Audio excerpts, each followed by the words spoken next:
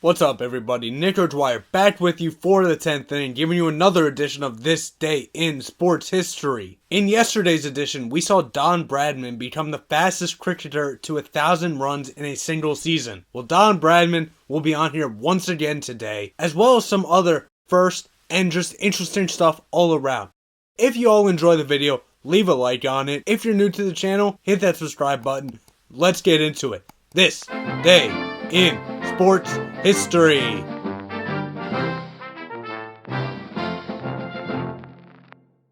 Starting out in 1930, the Phillies' Grover Cleveland Alexander ended his 20-year career with a relief appearance in the team's 5-1 loss against Boston. Old Pete, as he was known, finishes his 2 decades in the major leagues with a 373 and 208 record. This included winning 30 or more games in 3 consecutive seasons beginning in 1915, along with a 2.56 ERA. 4 years later, in 1934, here he is, Don Bradman gets 160 runs against Middlesex. Then, in the same year, in cricket, Sir Jack Hobbs gets his 197th and last first-class cricket century, 100 or more runs in a single inning. He was 51 years, 163 days old when this happened, the oldest player ever to do this. Sir Jack Hobbs, along with Don Bradman, is also known as one of the greatest batsmen in cricket history. Move up 7 years, and we have the first night game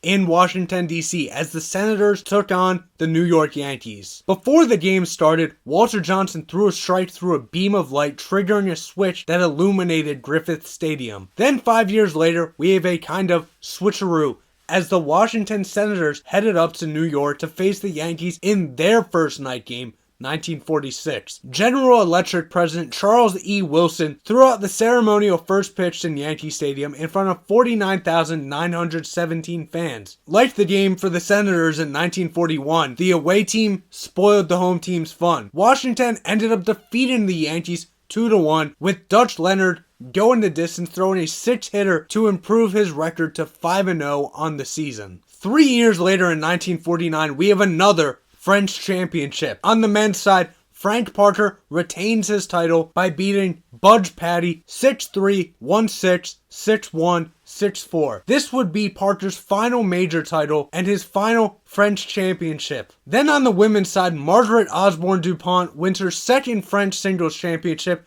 beating Nellie Adamson 7-5, 6-2. This would be DuPont's second French championship victory and her 4th major title single out of 6 overall. Moving to baseball, 2 years later, Willie Mays makes an appearance on here once again. After starting out 0-12 for his career, Willie Mays connects for his first major league home run in a 4-1 loss. This home run came off of future Hall of Famer Warren Spahn in the first inning. And it's pretty safe to say, after a bit of a shaky start, Willie Mays made his name known as one of the greatest baseball players of all time. Going to the Indianapolis 500 in 1955, Bob Swiker wins his only Indy title. At the European Cup final in 1958, Real Madrid was taking on AC Milan, and Madrid ended up winning 3-2. Francisco Gento scored the game-winning goal in extra time in the 107th minute to give Real Madrid the victory and their 3rd European Cup title. 2 years later, and we move back to tennis, back to the French championships. On the men's side, Nicola Pietrangeli defeated Luis Ayala 3-6,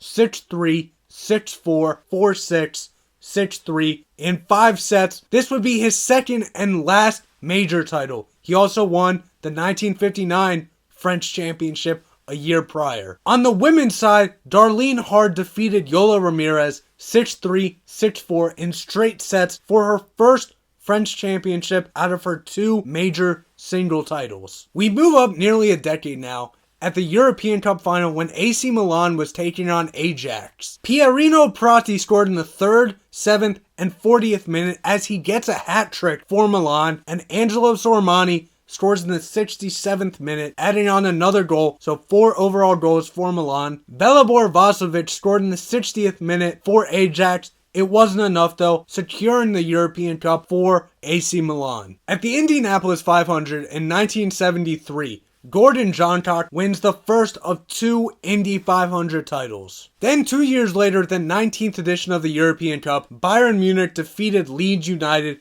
2-0. They were looking for their second consecutive title. They ended up getting it. Franz Roth scored in the 71st minute, followed by Gerd Mueller scoring in the 81st minute, giving Munich their 2 goals. They ended up shutting out Leeds for their second title in a row. 3 years later at the Indy 500, Al Unser became the 5th person to win 3 races. This would be his 3rd win out of 4 total wins. Moving back to soccer, in the 24th European Cup in 1980, Nottingham Forest defeated Hamburg 1-0. John Robertson scored in the 21st minute for Nottingham, giving them back-to-back cup titles, also becoming the first club to win the European Cup more than their domestic first division. Back to the Indianapolis 500 in 1989. We're doing a little flip-flop here. Emerson Fittipaldi became the first foreign-born winner born in Brazil since 1966. The final lap was completed under caution after crashing with Al Unser Jr. This would be the first of 2 titles for Fittipaldi. Sticking with the Indy 500 in 1995, Jacques Villeneuve wins his only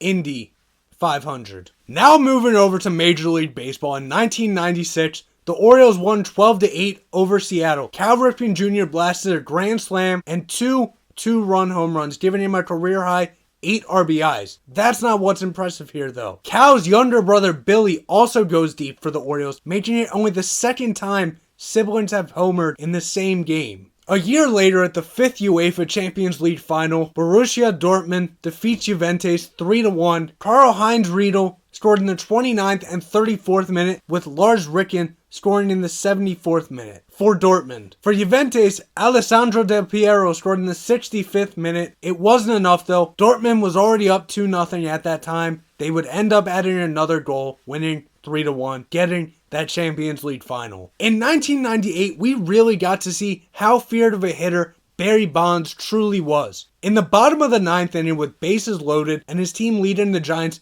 8-6, Diamondbacks manager Butch Showalter orders that Barry Bonds be intentionally walked with the bases loaded, giving them a run. This ended up working out for them as they won the game 8-7. In 2000 at the Indianapolis 500, Juan Pablo Montoya wins his first of 2 titles, his second coming in 2015. At the NHL Eastern Conference Finals in 2002, the Carolina Hurricanes took on the Toronto Maple Leafs, and the Hurricanes won 4-2. The Leafs took games 1 and 5, but the Hurricanes took games 2, 3, and 6 in overtime with a 2-1 victory in Game 6. Jeff O'Neill scored 10 minutes into the 3rd period for Carolina. Then Matt Sundin scored with 24 seconds left in the game for the Maple Leafs, forcing it to overtime. Finally, Martin Delina scored 8 minutes into overtime, giving the Hurricanes the victory, not forcing a Game 7, moving on to the final. Moving to soccer, the 11th UEFA Champions League final in 2003, Milan ended up defeating Juventus